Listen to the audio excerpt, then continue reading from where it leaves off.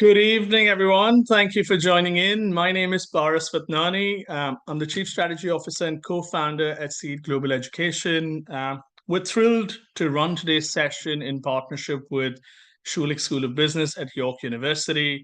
Many of you are joining in at the moment, so welcome. We'll give it a couple of minutes for folks to join in. As we wait, today's session, for the ones that have joined, today's session will talk really deeply about what it is like to build a career in Canada and what success really looks like. We've got Hollis Sinker, who's the Executive Director of the Center for Career Design at the Schulich School of Business, as well as two alums who will talk about their journey and what it's been like for them as well. Um, while many of you are joining in, just to kick things off before we get started, if you can post on the chat, what city and country are you joining in from today? So just in the chat box at the bottom of your screen, you'll see an option where you can post, where we'd love for you to post about which city and country are you joining in from today. I see some answers are starting to come in.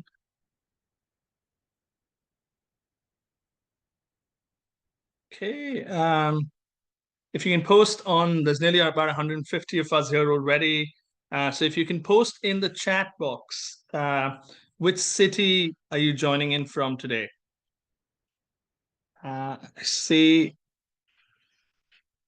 everyone should be able to post now. Lovely. Mumbai, Accra, Nigeria, Delhi, Kolkata. Lovely to have you all here. Thank you for joining in. It's a pleasure to host you all. We've just crossed the 150 mark. We'll give it another minute or so for some of you to join in.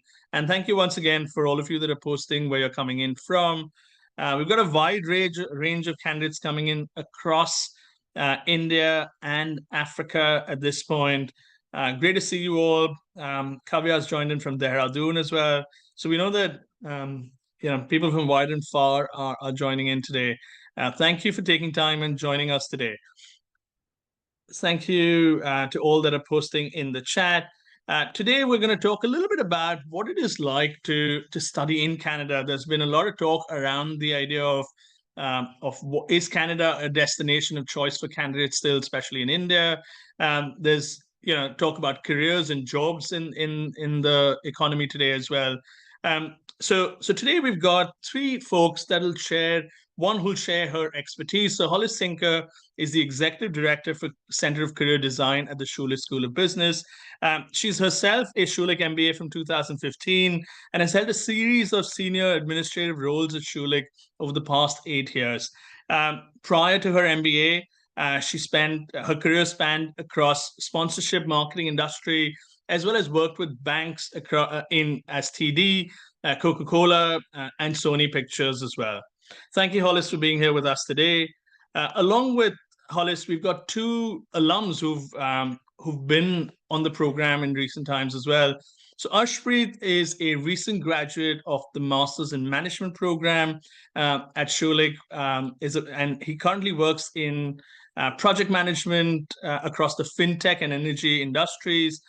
He's a product manager, today at Fintechs Inc., and he collaborates closely with the IT departments, as well as looking at innovative digital wealth management solutions tailored for the needs of the financial institutions in Canada. So thank you, Arshdeep, for being here with us today as well. Last but by no means least, we also have Navneet Singh Kalra.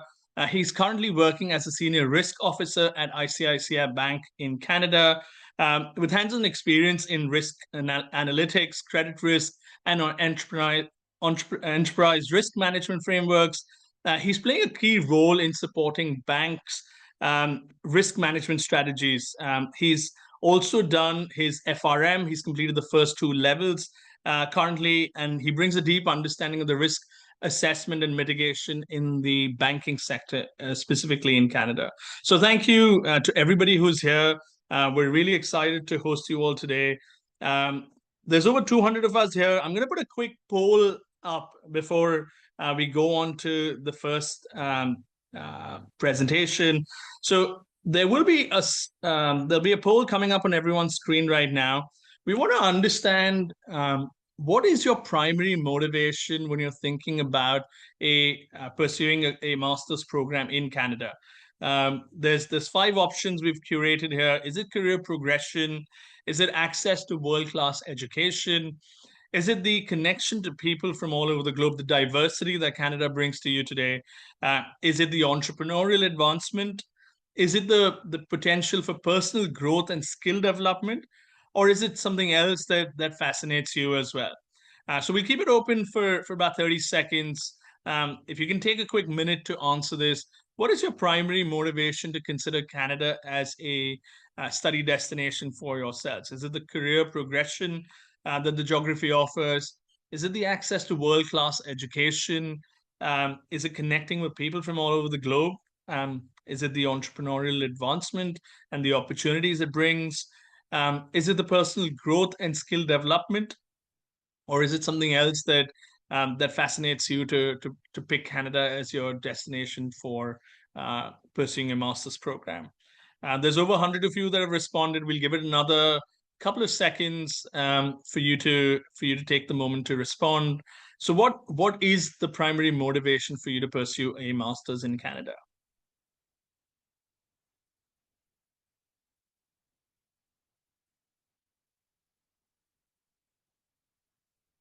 Wonderful. Over 50% of you have already responded. We'll give it the last 10 seconds before we close out.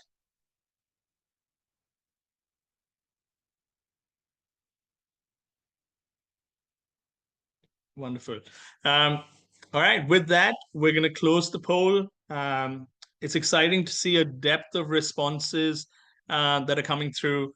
But certainly, career progression seems to be the number one choice for candidates that are thinking about pursuing a program in Canada.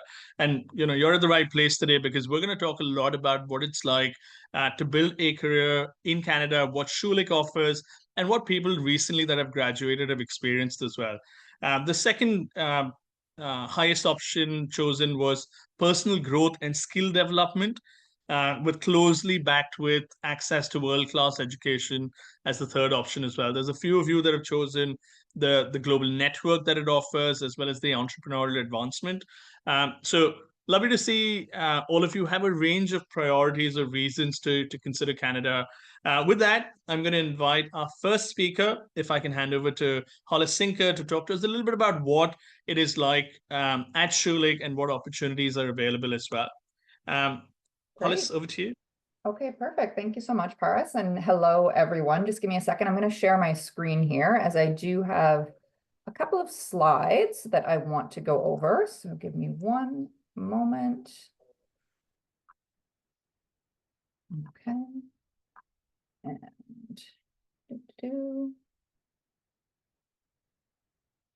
all right, thumbs up if you can see the screen. We're all good? Okay, wonderful. So hi, everyone. As was mentioned, my name is Hollis Sinker, and I am the Executive Director of Schulich's Center for Career Design. So as the name would indicate, we're sort of your one-stop shop at Schulich for everything related to, career everything related to, getting you prepared to achieve the career that you're looking to achieve post-program. So I'm very, very pleased to be with you here today. And I'm going to take a couple of minutes this morning or this evening for many of you to really cover a couple of items regarding both the Canadian labor market and then as well how the CCD prepares students to be ready to enter this market. So let's start quickly just by talking about Canada in general. So for those that perhaps are not familiar, Canada is the second largest country in the world by landmass. And when we talk about the Canadian labor market, we're actually referring to a number of different labor markets throughout the country that can overlap and also have the ability to influence each other. So within Canada's various cities, provinces, and territories, unique labor markets do exist.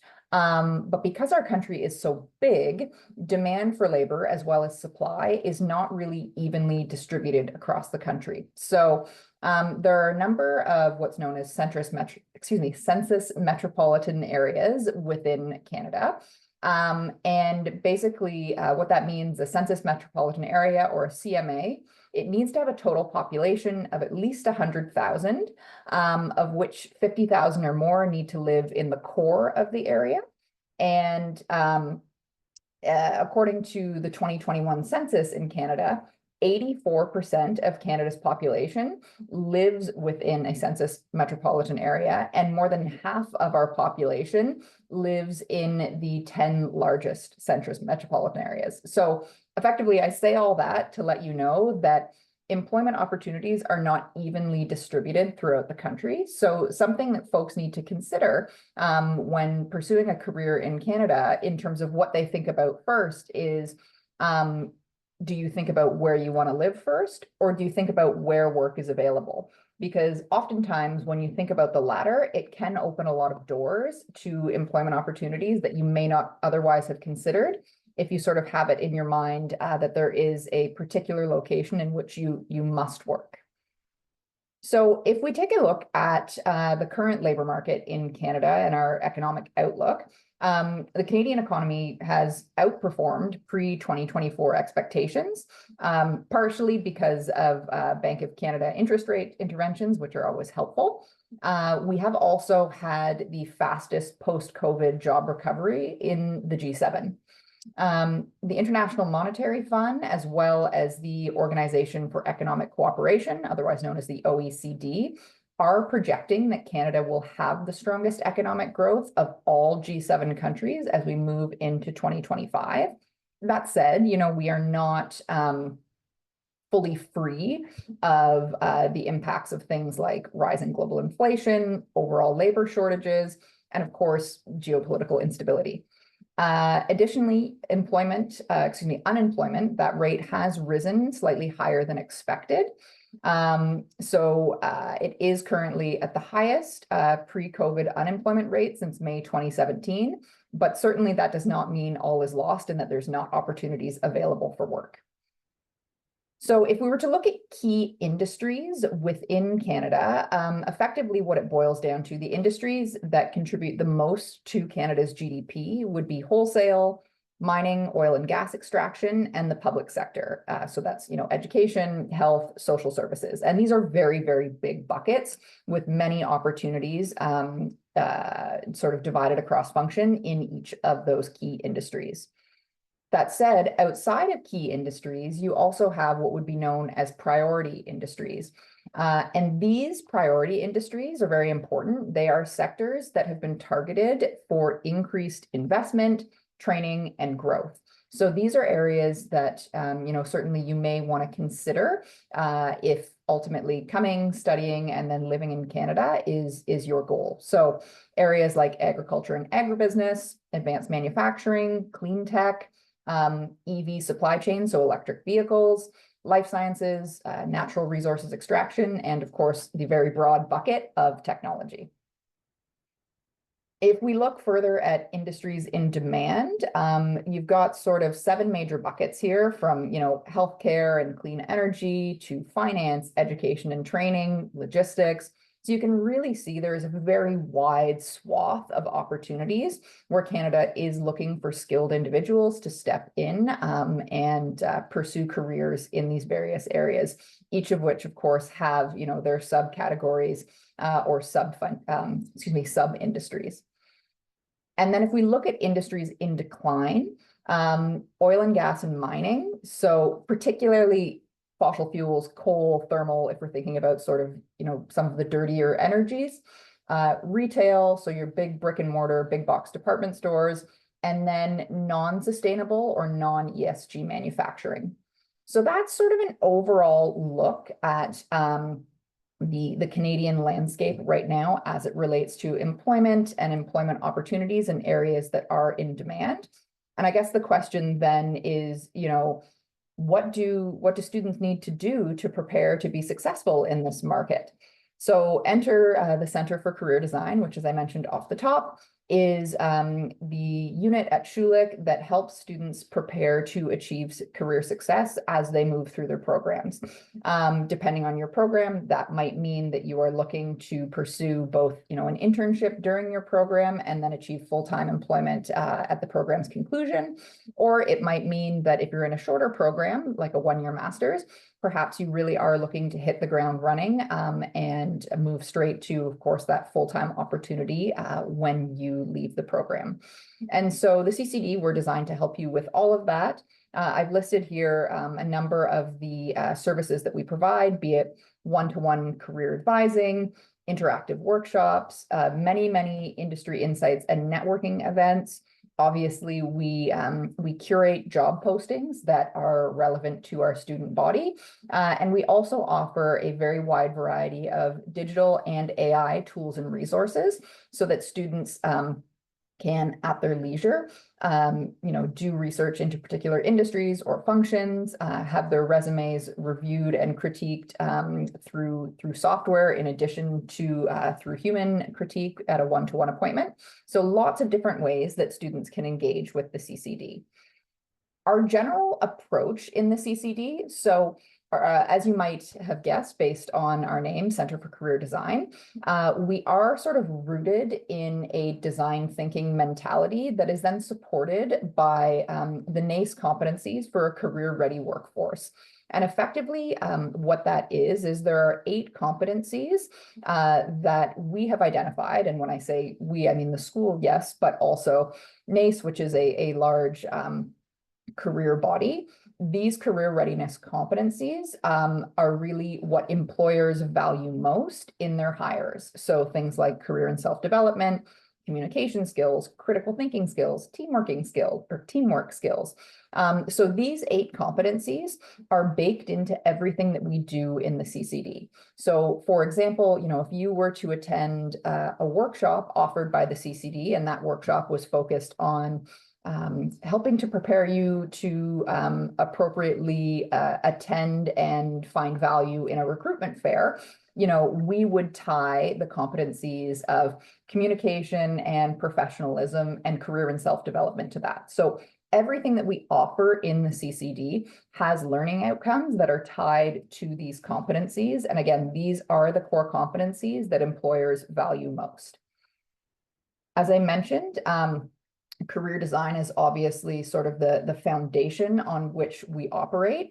And really what that means in the simplest terms is that you are in the driver's seat of your own career. At the end of the day, there is no one path that is going to be correct for every single student. And the path to your career may not necessarily be linear. There may be some twists and turns. But what is important to know is that it is your path and it is your career. And we in the CCD are here to sort of walk along beside you on that journey and provide, guidance and direction as you work through identifying what your career goals are and the steps that you're going to need to take to get there. It is very iterative. There are several steps involved in design thinking and career design. So you can see them listed here. Empathizing, defining, ideating, prototyping, testing, and implementing. And so these are things that you will become familiar with as you move through your time at Schulich and as you work with the CCD. But I think the key takeaway with respect to the notion of career design is that really it's about creating a career path that aligns with your personal values, interests, and both your personal and professional goals. So it's sort of a marriage between your worldview and your work view. So hopefully that makes sense. And then the last thing that I wanted to outline here, so as to not take up too much time, is kind of what a sample student pathway might look like if you chose, as we would recommend that you do, to engage with the CCD during your time at Schulich. You can see it is a non-linear pathway, but effectively, it may start with an introduction to our unit at INEO, which is our big orientation event when new students join the program. You then might go and have a one-to-one appointment with a career advisor, followed by attending Designing Your Career workshop. Maybe later you go to an Understanding the Canadian Labor Market workshop. Perhaps you attend a panel discussion on an industry that's of particular interest to you. And as you can see, you're winding your way through the various resources that the CCD has to offer throughout your time in the program. And hopefully, this ultimately ends in you securing a number of interviews and ideally a job, again, that sort of aligns with your personal and professional goals. And that has also sort of put you in a location within the country where there is where there is work to be done in the industry that's of interest to you. So that is my very quick 10 or 12 minutes there on the Canadian labor market and as well what the CCD has to offer. And I will stop sharing my screen now. Wonderful. Thank you, Horace. It's great to hear a little bit about the way you've seen the Canadian market today and also what opportunities the Schulich offer as well. For all the candidates that I hear, I hope that was insightful as to what you would gain if you were pursuing a program at Schulich as well. Just a quick heads up for anyone who has questions, either for what Hollis has spoken about today, with regards to Canada, with regards to Schulich, or if you have questions for our panelists as well, and we're going to go into some of those in just a minute. But if you have any questions, please use the Q&A box at the bottom of your screen to be able to ask them. I'll try and do my best to make sure that we cover as many questions as possible today. Please keep asking your questions and we'll try and take them shortly as well. To kick things off, firstly, Navneet and Ashpreet, also welcome and thank you for being here with us today. I'm going to start with, just as a segue to the next section, I'll ask you both to briefly introduce yourselves and also talk to us a little bit about your journeys. So Navneet, we'll start with you. Talk to us a little bit about what influenced your choices to choose Canada, and what was your journey before, and what was it like coming to Schulich? Yeah, sure. So I did my undergrad from Delhi University, which is in India. Up there, I majored in accounting and finance. And while I was doing my undergrad, I kind of decided that I want to work in core finance and not just accounting and things like that. So I decided to pursue risk management, and subsequently I completed the financial risk manager certification, the two exams. Upon graduating, I worked in India for about 1.5 years with EY as an external auditor. That is a job where I learned that I cannot stay in India for long because I really, really wanted to get out of the country and move to Canada because I wanted to work in risk management. And Canada is Canadian financial landscape is something that is very well versed with risk management, but that is very much developed in risk management. So yeah, that's how I decided to come to Canada, and I decided to pursue Master of Finance because I wanted to learn more and develop hands-on skills which are very well appreciated by Canadian employers. So yeah, that's how I decided to come to Canada, and yeah, I joined Schulich. So the industry and the specific stream of work was a big motivation for you when you were considering Canada as well. Ashpreet, talk to us a little bit about you and what sort of was the motivation and the driving force to choose Canada, and tell us a little bit about your background as well, please. Sure. Thanks a lot, Paris, for the question. So talking about myself, over the past 3.5 years, I've worked closely on digital transformation as well as oil and gas projects. Uh, Before starting to work as a product manager at fintechs, I kind of managed projects across the globe, and most of these projects were majorly focused in the Canadian landscape, or I would say the American landscape. So that got me a real good opportunity to work closely with cross-border teams. I got the opportunity to travel, work with them on a live site, and then also understand their niches on a very close and personal basis. And I think this is something that kind of motivated me to further pursue that project management vision with a diverse culture. So that was the reason that I selected Canada for pursuing my further education.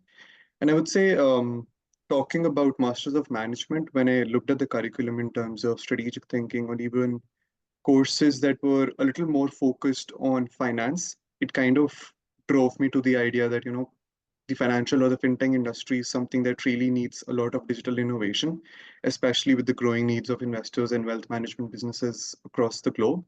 And this can be a really good avenue to further, apply those digital transformation skills that I've actually learned or grabbed over the past 3 years.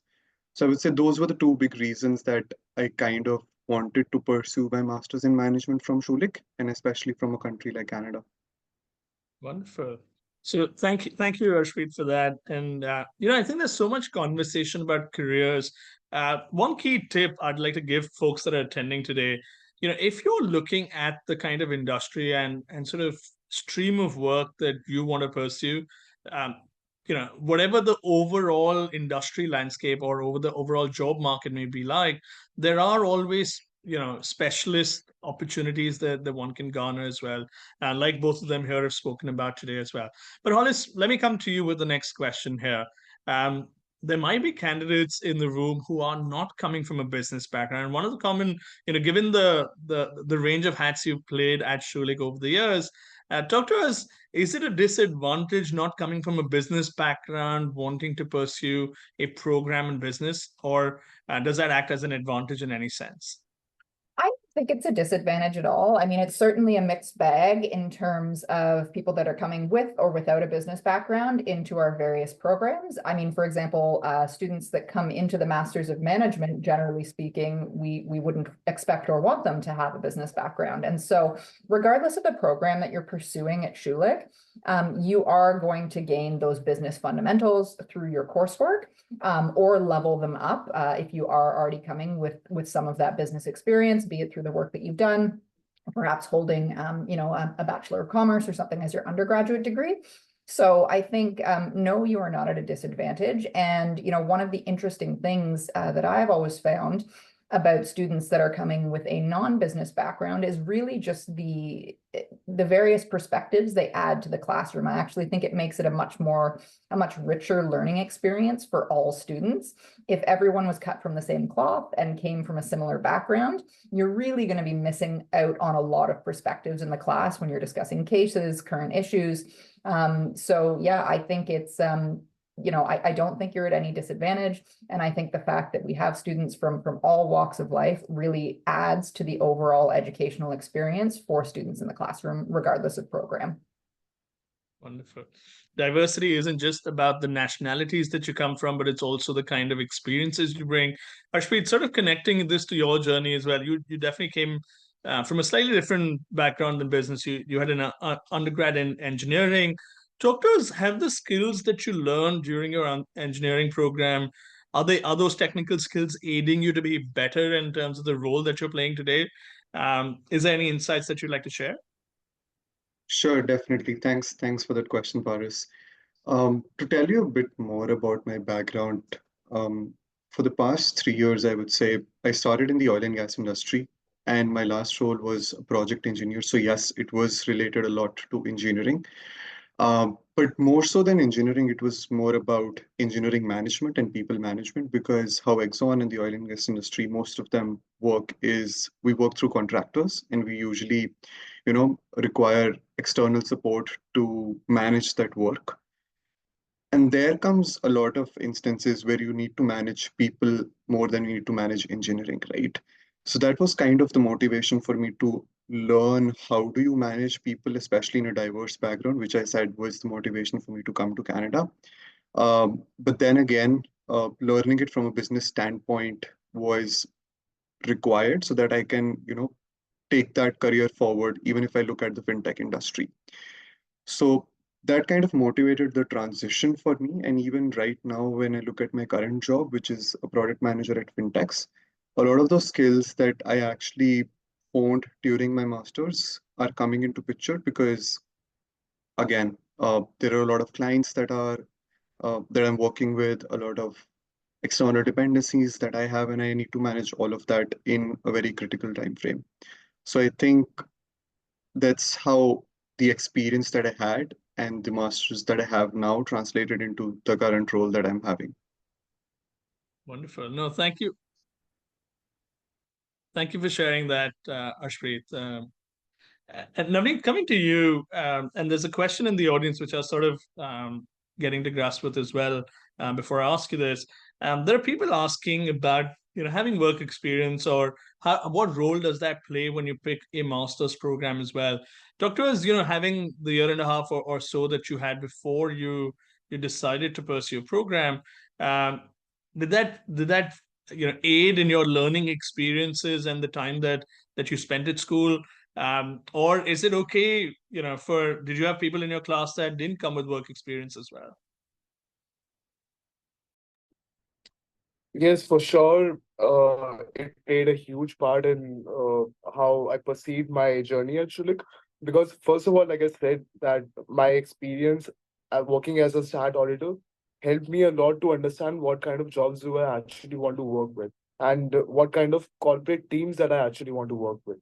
Firstly, it was that. Secondly, because I was working in as a support function for the ERA US teams, so I got a lot to work with the people who were sitting in EY New York office or maybe EY Pennsylvania office. So I got a lot to work with Americans also. So that also helped me develop that skill, that how can I work with people who are coming from maybe not a similar environment, maybe not from a similar background, but also from people from different perspectives, people from different skill sets, etc., etc. So that also helped me a lot while when I got to Schulich, because obviously at Schulich we don't have people who are just from India, right? It's not just people from one background, one nationality, one thinking, one mindset, right? It's people from every kind of background. So yeah, my experience at EY definitely helped me appreciate that a lot. Thirdly, about your statement that how it might have come into play with people who don't have as much experience. I think again uh, up there, it's like people who don't have experience actually don't know what kind of work they want to do. So that's definitely not a negative point. That can also be a good point, because then you're curious about what kind of jobs can you work, what might be a good fit. Then you're curious about that. For me, it has been mostly that I want to work in this thing and this is what I'm good at. So yeah, that's how it plays. Wonderful. There are several questions coming in at this point, and I'm excited to take some of those coming up as well. But before we do that, I want to take a quick opportunity at this point to turn around and bring in our colleagues at Schulich. If I can ask Alison Fisher to come on and present about Schulich and what opportunities in terms of programs that Schulich have, because there are some questions coming in the audience to around what program opportunities and what funding opportunities are available as well. Alison, if you want to turn on your video and present, there we go. Wonderful.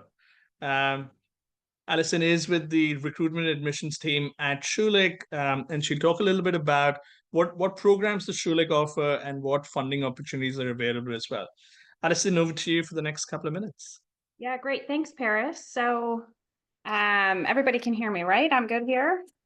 Excellent, thank you. So yes, I work at Schulich in the admissions team.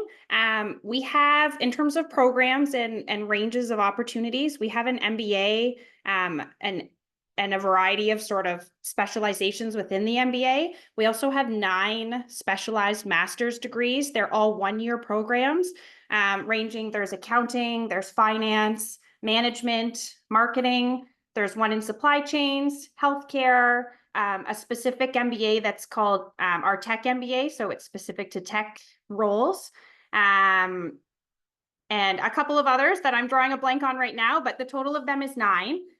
The admission requirements for these programs are generally the same, but there are definitely unique elements of each program. So our website is a great resource to look into these programs and look at the specific admission requirements for each program. So most of the programs do not have a GMAT or GRE requirement, but a couple of them do. So things like that, depending on what you're interested in, you would definitely want to look at those specific nuances. All of our programs have an English language requirement, but that is dependent on what you studied, what language of instruction your undergrad was in, and also in some cases, what country you're from. And then other aspects of the application include, video essays, written essays, and all of those details on tips on how to float the application are all on our website. With regards to funding opportunities, we do have scholarships available for students for all of our programs. Again, our website is a great resource. You can go in and see what is available. Some scholarships are available across all programs, and other scholarships are program specific. So if you are applying for the real estate program, there would be a scholarship potentially available for you that is specific just for students in that program. Again, the scholarships also have very nuanced requirements, so it would be best to go in and you can search on the website by program interest and find scholarships for the program you're interested in, and then see which ones you qualify for. We generally recommend applying as early in the cycle as you can for the program that you're interested in, because there's more scholarship money available at the beginning of the cycle than towards the end of it.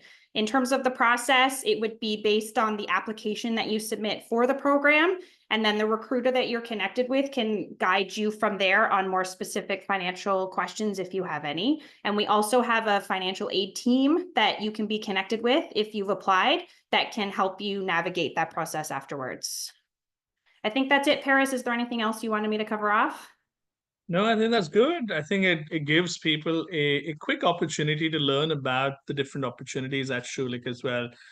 So thank you for that, Alison. I'm going to bring everybody back on screen now. Stay on. I think there are a couple of questions coming in for you as well. So we'll try and cover as much as we can with all of you here. Hollis, let me go to you for the next question. And there's a similar theme running on the Q&A as well. So obviously Toronto is big on finance, and folks are looking at Toronto within Canada for careers to build in finance as well. But what about the other industries, and what opportunities are there for folks coming in who maybe want to look at marketing, maybe want to look at supply chain? Can you talk to us a little bit about what's the employer outlook, and what opportunities are graduates seeing when they graduate from Schulich? Yeah, so I think, broadly, yes, okay, Toronto finance sort of hub of the country, but many, many, many organizations have their Canadian headquarters in Toronto or the Greater Toronto area. And so what that means is that your opportunities for various functional roles in various industries are quite significant if you hope and wish to stay in the GTA. So for example, a number of very large consumer packaged goods organizations are headquartered in and around Toronto, and within sort of the context of a CPG organization, you're going to find roles in supply chain, in marketing, in finance, in technology. There really is quite a bit of opportunity if you are looking to stay in the GTA. Certainly, Toronto as a home and a hub in Canada for artificial intelligence is huge.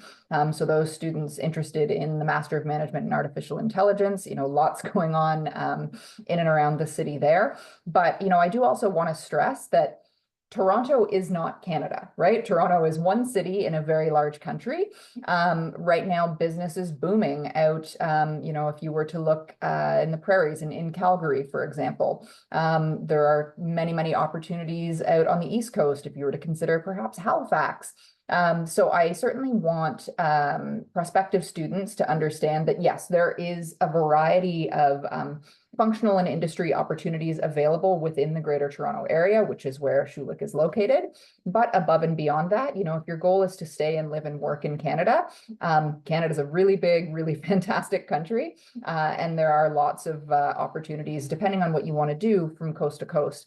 And I will take this opportunity to plug the fact that hopefully in January or February, the CCD will be hosting a couple of virtual sessions on some of these other census metropolitan areas throughout the country, really just to highlight to our student body other opportunities that are available for you. So Toronto is fantastic, lots of opportunities elsewhere in the country as well.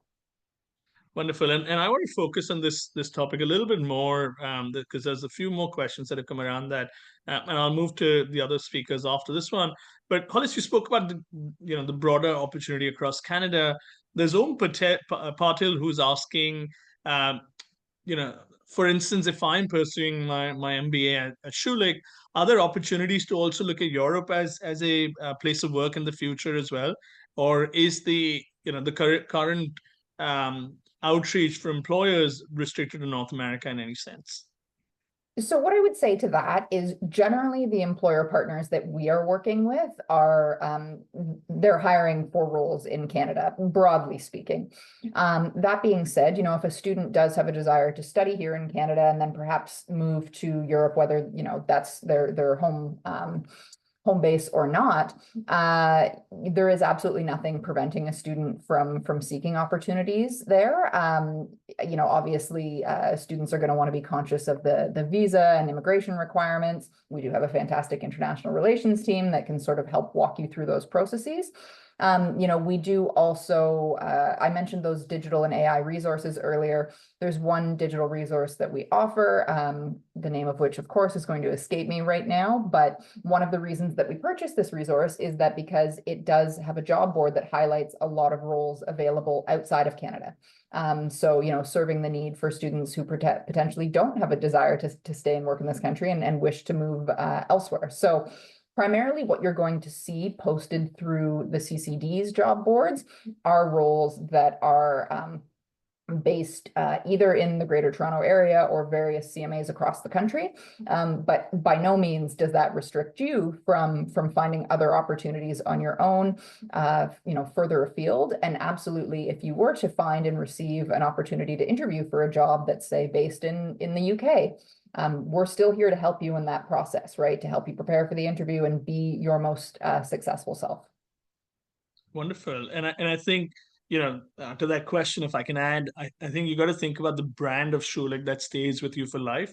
So regardless of the geography you decide to pursue your career in, the experience that you had on the program and the brand of the school sticks with you forever.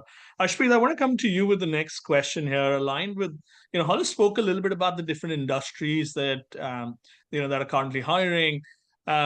You know, I looked at your background and I found something quite interesting. You know, the idea of sustainability is today big, right? Talk to us.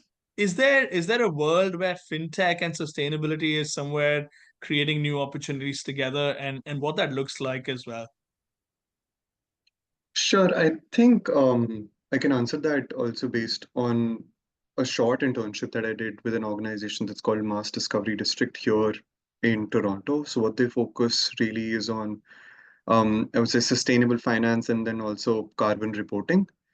And from that perspective, especially from a sustainable finance perspective, I think it's really tightly connected with the wealth management industry today, especially from a digital transformation standpoint.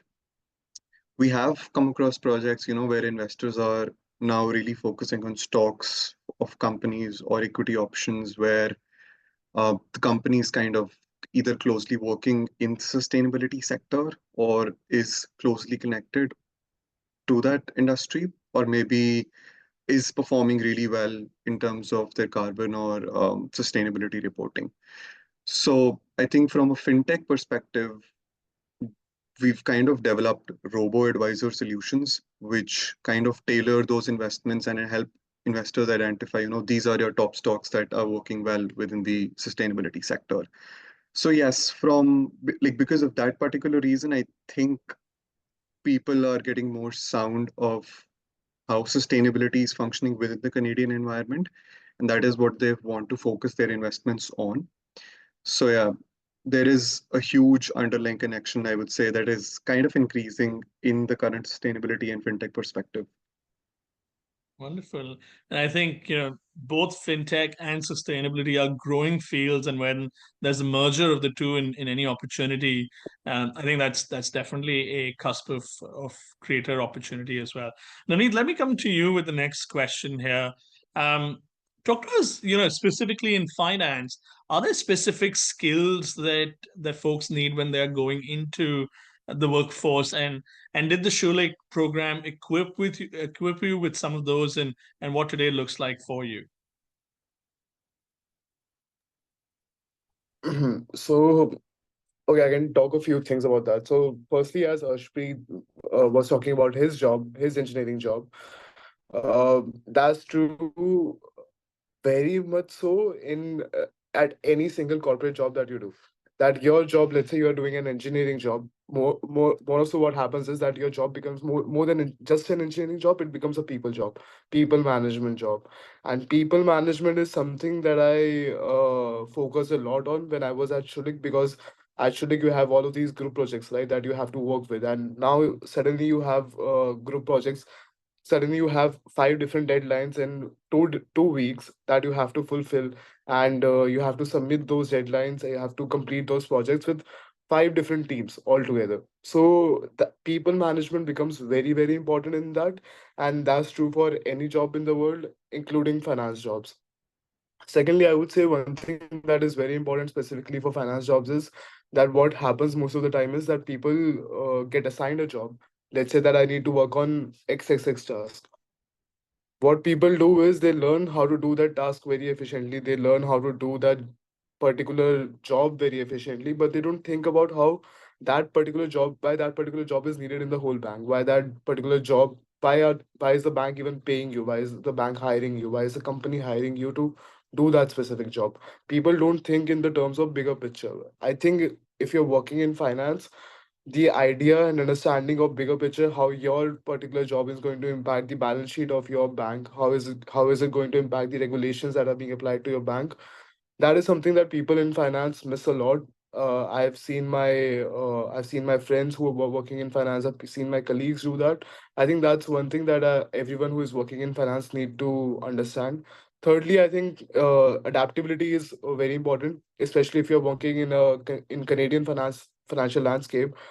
You get to juggle jobs a lot. So Canadian banks, including the top 5 banks and medium-sized banks, all of them promote transitioning. So you don't stay at one job, you don't stay at one team, you keep on transitioning. That is one thing that is very much appreciated by Canadian banks. So that requires a lot of adaptability, and that is the best thing that you can do while working at a bank. That you can change your jobs and you can learn different functions of the bank. So adaptability is one thing that every finance professional must have. And I think the fourth and I think one of the most important things is having an analytical mindset. It's the most basic core function of a finance professional. You need to have an analytical mindset. You need to have a logical mindset. If you don't think about logics of why am I doing something, why is this happening, why is this model even built, it's not going to work for you. You need to have an analytical mindset if you want to work in finance, I think. Yeah. No, that was very informative, and thank you for that, Navneet. Alison, I'll bring you the next question because there's a thought around what makes an applicant stand out. This was directed to Hollis by Nikita, but I'll pass this over to you. Talk to us, in terms of essays or even the letters of recommendation. How much weightage do you give across the different sort of aspects of the application, if there is one? And then how does somebody stand out in that process? So I'll give you that part. And then Hollis, I have the second part of a question, which I'll bring to you. But Alison, please go first. Yeah. Yeah, for sure. So we don't have specific weights for each section of the application. We look at it holistically. So for a lot of our master's programs, for example, work experience is not required. But if you come with lots of work experience or some work experience, that's definitely a highlight of your application. There are, as Paris just referenced, there are reference letters that we do require. It's a form that your reference will fill out on your behalf. We obviously look at those, but they make up one part of the application. Same with the essays. Your GPA is part of it, and your undergrad degree in some cases matters, and other times it can be in anything depending on the program that you're applying for. What we look for in standing out, for me personally, I was a recruiter for a long time. I'm definitely looking for people that are passionate about what they are doing and what they want to do in the future. That really shines in the interview and in your video essays. And that shows that, whatever path you choose after you graduate from Schulich, that you're going to, attack it in a way that, matters to you because it is passionate to you, whatever that topic is. We're obviously looking for great communication skills. So that's what the essays and the interview are for. How do you present yourself? How do you communicate with us as recruiters before you even join the program? We're looking for leadership potential. So that doesn't necessarily mean that you come to us with management experience already, but do you have the potential to be a leader in the future? Can you be a manager or a director? So that can be shown in, the way you answer questions, what your passions are moving forward and your career goals. It's also shown in, were you a member of student council? Did you lead a summer camp? Like, all of those things matter in the application. Those are sort of the intangibles that we're looking for. Obviously, GPA matters a lot. And depending on the program, work experience factors in, but isn't a huge factor across the board. Fantastic. Thank you for that, Alison. What you'll hear a lot about is a holistic review, and that truly is holistic as you go through the process across the different facets of the application. Hollis, the second part of her question related around the placement, and this is slightly an Indian context, but I'll slightly make it more relevant for everyone here as well. In terms of employability, are there do companies visit campus, or how's the hiring process taking place? Talk to us a little bit briefly about that. Yeah, so this may be different than what some or many on this call are used to, but we absolutely do have firms that visit Canada, that visit Schulich at peak periods throughout the year. So, for example, kind of the September-October timeframe is a really heavy on-campus recruitment timeframe, generally for full-time roles that will be starting the following, May, June.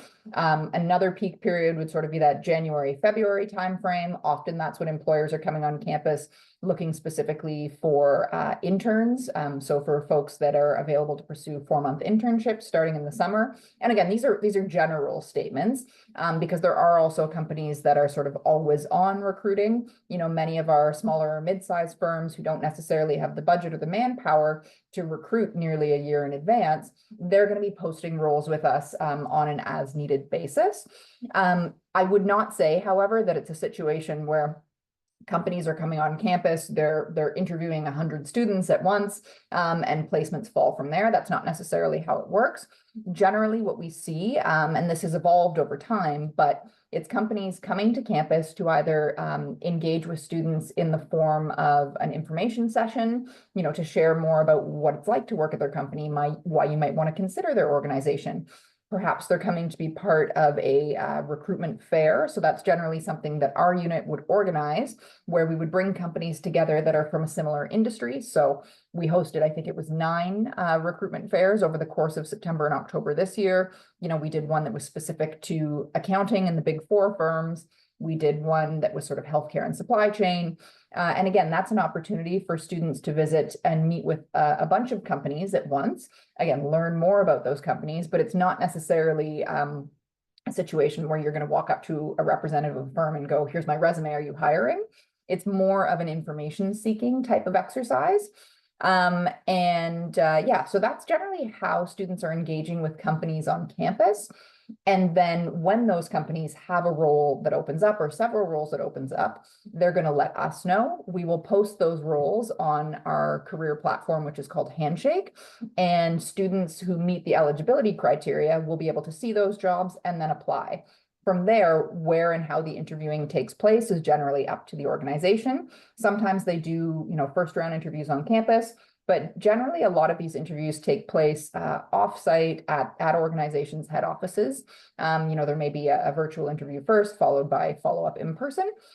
So that's where it potentially may differ from the experiences that some folks on the call might have had.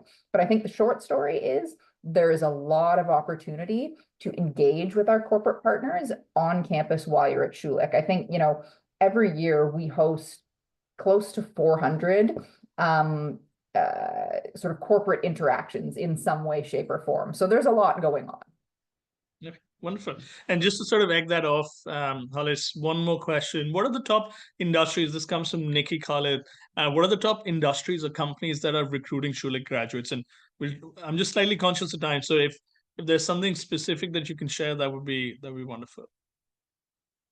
Yeah, I mean, I guess I would say, the big 4, the large banks in Canada, the major CPG firms, we're seeing them a lot because generally they have very prescribed new grad programs available a lot of the time. But certainly, you know, based on the various types of programs that we offer, we have employer partners from all various industries that engage with us. And that's part of our job in the CCD, to ensure that we're continuing to bolster our roster, and the diversity of employer partners that we are introducing our students to and promoting our students to. Wonderful. Thank you for that. Alison, I'll bring you the next question, and Navneet and Ashpreet, thank you for staying on. I have one more question for each of you. I'll come to that in just a minute. But Alison, there's quite a few people asking about, and this is coming from an Indian context, given the recent geopolitical scenario between India and Canada, there seems to be Raghav who's talking about some stats that showcase a decline of students coming from India to Canada. But talk to us, you know, I'm sure that is the case, but is Canada open to Indian students, and what is it like that Schulich is doing to make these folks feel more welcome as well? Yeah, for sure. So I think one of the best things that Schulich offers specifically is we have a dedicated international relations team that works with all of our international relations students from the point that you sort of accept your offer to admission, even before that, when you're admitted, all the way through past graduation. So this team will help you with your study permit application. They will help you with onboarding. They will help you with getting settled into Canada once you move here. They continue to offer permanent residency webinars and can help you with the next step of immigration for after you graduate. And we really pride ourselves on that aspect of what we offer all of our students. Otherwise, you know, study permit applications are incredibly nuanced depending on who you are and where you're coming from. And I am by no means the expert on that. So what I will say is that, you know, once you apply, you will be connected with our international relations team, and they can certainly help walk you through that process. Our guests here on the panel may be able to speak even more about the process because they've actually been through it, coming from India specifically. But we do certainly provide as much help as we can to get that permit so that you can come to your classes as planned. Wonderful. I want to turn to Navneet and Ashpreet. Any experience that you want to share, especially, you know, the candidates also talking about safety in some regard that parents are conscious of as well. Talk to us what your experience briefly has been, especially in recent times, if anything's changed, if at all. Ashpreet, if you want to go first. Sure. I think in terms of general safety, I don't think, like, I know there's a lot that has been going around. But I would say 95% of the times, the instances of such things happening is really low. And I think the impacts on international students are there, but it just depends on you, on how you want to be managing your safety as well. So I think both things need to come into the picture. And right now, I hope the things they really improve soon. But I think international students on their part can be managing that aspect in terms of their safety as well. But for most of the times, for anybody who's envisioning to come to Canada, I think more about where you want your career to be, where you want to take that, and give it a little more priority over things like these, because the geopolitical tensions are always volatile, right? It's just a tough phase right now, and I think I'm surely hopeful that it will definitely improve going further. Great, Navneet. Anything you'd like to add? Yeah, I totally agree with what Ashpreet said. What the kind of career that you want to lead, that the kind of life that you want to lead dominates a lot over geopolitical tensions that are happening right now. Again, it's just a phase, right? Like, it's geopolitics is always a cycle. It's just a phase that Canada and Indian diplomacy is going through. So yeah, it's not a big deal. Also regarding the safety, it's a common phrase that you are what you eat, right? You are the people that you hang out with. So if you want to hang out with people, the kind of people that we see the videos of, that the kind of mob that we are seeing the videos of who are inciting the violence, if you hang out with those kind of people, then yeah, you should be worried about your safety. But mostly, if you come to a business school like Schulich, if you are hanging out with people who are who are more academically focused and more career driven, you don't need to worry about safety. I think Canada is pretty safe. Yeah, for immigrants, for people who are born here, for everyone. Yeah. Alison, did you want to close out with any last comments on that?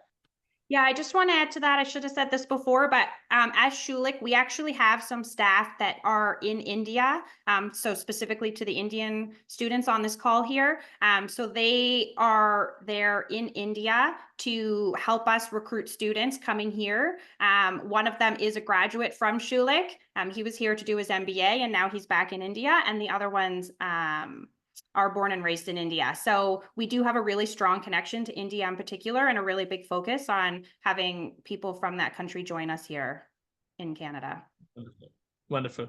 Thank you for that, Alison. And for folks that are listening in, I would just sort of preface this with the political relationships between different geographies will evolve over time, but the career opportunities that you get with any geography that you're looking at, you got to put a 3 to 5 year horizon on that. So you're going to be in the program for 1 to 2 years in many cases. By the time you graduate, the economic landscape might evolve further, and it's always improving for the better in most cases as well. And then secondly, the relationships will improve and evolve as well, given the two countries have had long diplomatic relations. Arshpreet, in particular, I'm conscious of your time. You've mentioned that you're going to have a hard stop. I want to give you one last question before I let you go.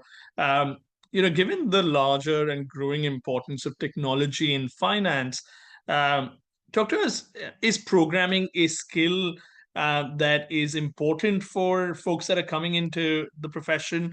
And also, did Schulich in any form help you improve your skills on that ground as well? Great question. I think I kind of asked that question to myself when I was pivoting from the energy to the fintech industry, especially focused on a really digital and IT role.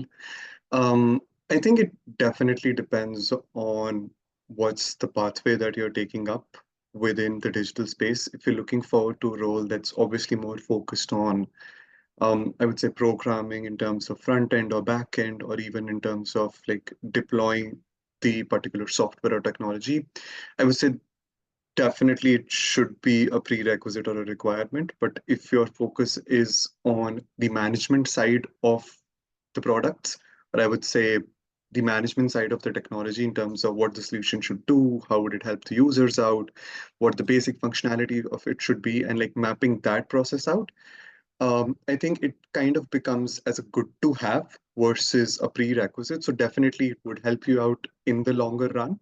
And it's great to have that learning in the picture, but with Gen AI and so many forms of resources coming into place right now in this state, I would say definitely becomes a good to have. So that's the way I would put the difference based on the pathway that you're selecting for yourself within the fintech as well as like any digital industry going forward. Great. Thank you for that, and we appreciate your time. I know if you have to bounce off, thank you firstly for being here and sharing advice as well. Thanks everyone. Great to be here. Thanks. Have a good rest of your day. Thank you. Navneet, next question for you. For someone who's had a busy career and folks that are coming in are always trying to do more with their time in most cases as well. Talk to us, what was it like trying to juggle multiple commitments while you were at Schulich? Obviously, the academic side is intense and you have a lot to do. Some folks try and take a job during that time as well. What is your advice on managing a number of parallel priorities when someone's pursuing a program, and what was your experience like? Sure, I can answer that, but I think I might not be the best person to do that because my idea of dealing with that was to let go of sleep and food. So, like while I was at Schulich, I think it was second semester when it got really bad because we had the toughest subjects. I had multiple case competitions going on, and of course, I was interning. So all these three things crashed in together. And I remember one week when I got like, I think 3 hours of sleep for 4 days. But it paid off because we won that round of Dean's Cup case competition, and I got really good grades. So I think it was worth it, but it's definitely not a good thing to do. Just say, how to manage your time. I think first of all, it's very important to take a break. That's something that I'm learning right now when I have more of a schedule that I know that my work is going to be ending by 5:30, and then I'm going to be focusing on myself. I'm not going to be thinking about work. It's like this. When you're working, you're working. When you're having fun, you're having fun. Don't creating a boundary between these two things is very, very important. I think that's something that people, especially people who grew up in Indian households, forget to do. Asian households especially. So that's one thing to do for sure. Second thing, how to manage your time is it's all about priorities. You can't be doing everything all the time. It's all about whether you give more, whether you care more about the grades that you're going to get, or you care more about winning that competition. What is your priority? You have to let go of one thing to get another. It's always a give and take. So you cannot always get good grades, care about your health, and care about the case competitions, and care about your internship at the same time. That's something that I learned from Schulich. Yeah. Juggling multiple hats is tough, but something that helps you get the most out of your experience during that time as well. Thank you for sharing that, Navneet. It truly is important to hear the true experience of somebody who's gone through that as well. Alison, I have a few sort of wrapping up in the interest of time. I'm going to give you a few rapid fire questions just to get the admissions piece out of the way. And Hollis, I have one last question for you that I'll come back to you in a few minutes as well. Alison, very quickly, for candidates applying from Nigeria, is IELTS or a language test mandatory? No, generally not. So if you completed your undergrad in English, wherever in the world, you shouldn't need an IELTS or a TOEFL. So that's sort of the general thing. Obviously, there's exceptions to that, but generally speaking, if you studied in English already, you don't have to do an English test. Wonderful. So my one tip for the person asking this question will also be, and actually more for others who have a similar question, please reach out to the admissions team. They are here to help you with such things. They'll be happy to answer this on an individual basis as well. Alison, next question, which comes from Samson. What is the acceptance rate at Schulich overall? Yeah, we don't track or those specific acceptance rates. There's a lot of nuances that go into what's happening in the application cycle, and we also do it on a rolling basis. But we certainly put our time into every candidate that applies. And as we talked about, look very holistically at the whole picture. So if you believe you are a strong candidate, then you should definitely be submitting an application. And at that point, you would be connected with the recruiter for that program. And then you can talk more specifics about your program and your profile. Wonderful. And just to add on, I think given Schulich is a top school, they are going to be selective, but you want to put your best foot forward. So give all the information you can so that they can use that in your assessment as well. Last one, Alison, and before I go to the others, you mentioned this already, but two people have asked this. Is the GMAT or GRE optional, not required for the MBA program in particular? Yeah, the GMAT is generally required for the MBA. We do occasionally have GMAT waivers, but that is definitely a one-on-one situation. So once you're connected with the recruiter, they would ask you for specific documentation and then work with you to potentially request a GMAT waiver. Wonderful. Thank you for that, Alison. I know I just went one after the other for you there as well.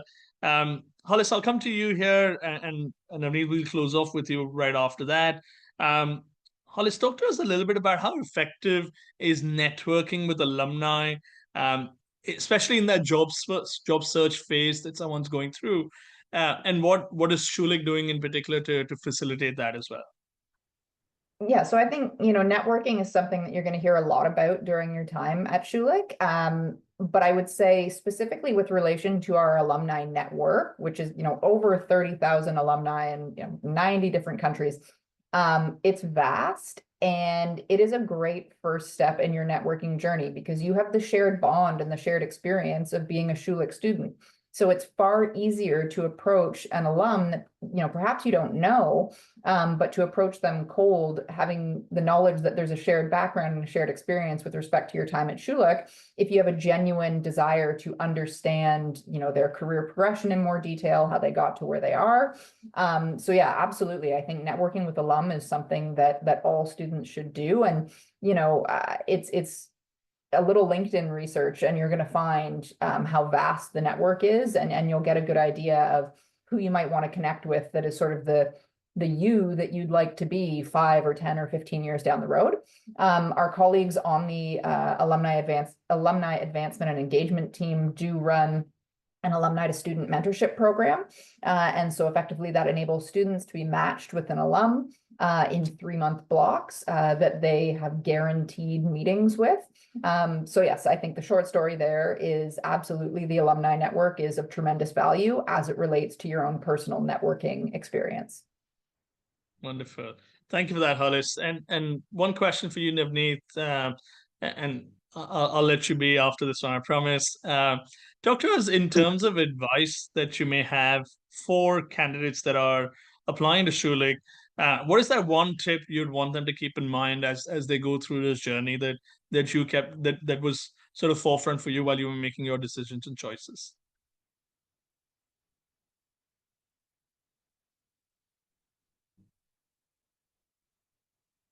Navneet, do we still have you here?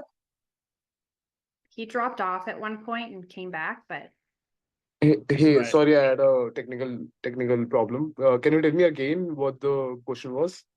Yeah, what is that one tip that you would like to leave students that something that you experienced through your journey that you like to tell them to be cautious of or aware of as they go into this journey pursuing a program internationally? Mm, do you want me to answer that question more related to the international aspect of it, or what more related to what career might they want to join in Canada? Just as an international student thinking about going into a new country and that whole process, anything that you'd like to share, to be honest. Okay, this is one thing that I noticed a lot in my classmates at Schulich.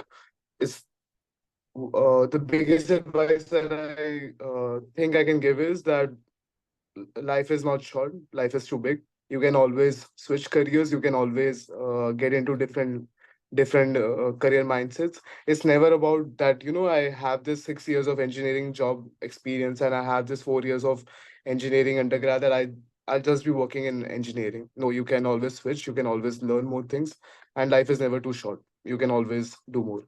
Yeah. Okay. Wonderful. Thank you for that. Hollis and Alison, maybe both of you want to answer this briefly in one form or another. Talk to us just generally what it is. What is it like? Because there's a few other questions coming in about, and some of them are coming in from candidates from Nigeria as well. What it is like for someone to come to Canada right now and study as a student and the journey to find employment. Is there, we've spoken a lot about the market. We've spoken a lot about what Schulich's doing. Is there some tips that you would want to give them as they decide if Canada is right for them? Hollis, we'll start with you and then we'll go to Alan. Listen. Sure. I mean, I think at the end of the day, finding work right now, whether you're domestic or international, is challenging. I think broadly, there are it's a challenging landscape, and I don't think that's limited to just Canada by any stretch of the means. And so, my advice would be just come in with that in your mind, and not instead with the thought that, well, by virtue of the fact that I've received a degree from a very prestigious school, that is going to open all the doors for me. And, I don't say that to be, I don't say that to sort of strike fear into people's hearts. I think everyone just needs to be very realistic about the economic climate in which we're operating right now, and know that it's not just the technical skills that you gain as a result of pursuing whichever degree that you choose to pursue that are going to land you the job. In fact, those technical skills are table stakes. What's really going to make you stand out and be successful in a challenging environment like this are some of those other professional skills, some of those career competencies I talked about earlier. Because at the end of the day, if an employer posts a role and there are hundreds of applications for that role, and they've narrowed it down to a certain degree, a part of their selection process also comes down to, well, who's the individual that I can see fitting in with my team, that I could see, being able to put in front of a client confidently on day one, or send on, a client trip, and they're going to be able to make that person feel comfortable. So I think, it's just coming into the degree very eyes wide open, and understanding that there is absolutely a degree of grit and resiliency that you need to bring to your job search. Because again, whether you're an international student or a domestic student, there may be times where it's challenging and where you feel like, oh, I want to give up. What have I done here? And again, I don't say this to be doom and gloom, but I do think it's very much a situation where students need to come in eyes wide open and understand sort of as I said, the degree of grit that they may require to ultimately achieve success. And the knowledge that while it is amazing if you already have a full-time job secured before you've even graduated the program, you are not lesser than if it takes you 3 months or if it takes you 6 months to secure the role that's right for you. And in addition to that, if you do fall into that latter camp, there is also nothing wrong with, in that period of time where you are looking for work, we all need to pay the bills. We need to pay the rent. It is not a reflection on you if you take a part-time job for a small portion of time that will provide for you while you are finding that role that is ultimately the right fit. So I think just knowing that and being comfortable with that is very helpful for students. Very important advice. Thank you, Hollis. Persistence is probably key here in this case as well. Alison, we'll close off with your remarks there on that same question as well. Yeah, more so obviously on the admission side and choosing a program. I think Hollis's comment about eyes wide open is great. I think you want to make sure that you're researching that as well, so that you're prepared for being an international student in a new country. Obviously doing your own research, finding out what's important to you, and if Toronto is the place that fits what is important to you. Also, networking can happen while you're searching for a school too. So, use LinkedIn, find other students from your country or your town that may have come to Canada already. Send them a message. Certainly if they're Schulich grads, we have a really great community, and I'm sure that you'll hear back from somebody, and you can ask them questions about what it was like immigrating here and studying here. And same thing when you're connected with your recruiter, if that's something that's important to you, you can certainly ask the recruiter to connect with a current student or an alum so that you can have a quick coffee chat with them to ask them questions as part of your research, to really be prepared for what you're actually stepping into. Moving away from home and going to a new country and studying in grad school all at once is a huge undertaking. And so if you're prepared, then that's probably the best way to be successful. Wonderful. Thank you for that, Alison. And my last tip for everyone listening in will be, think of any program, be it a specialized master's or an MBA that you're looking at, think of that as an investment into your future. Don't be short-sighted by just looking at, because I know there's funding as a question that's come up a lot in the chat as well. Don't look at just full scholarships or a large amount of money coming through scholarships. Plan your financial outgoing. So be it through scholarships, be it through loans, be it through other opportunities that are available for you as well. I'll share one that Schulich is a part of, and I'm privileged to share. The SEED scholarship fund is worth $3.5 million. It is available for all attendees of today's program. So anyone who's attended today is looking to apply to Schulich. They have several scholarships that are part of the program that you can apply to. As an attendee to today's session, you also have managed to get access to the application fee waiver. So we will share this information as a follow-on to all the folks that have registered and attended. All the very best. And I want to go back to the three of you. Thank you for taking time and sharing such important and relevant advice for everyone that joined in. For all the ones that are listening in, thank you for taking time and being here with us today. Hope this was useful, and we hope to see you another time at one of our future sessions. So thank you, everybody. Have a great rest of the evening. Thank you.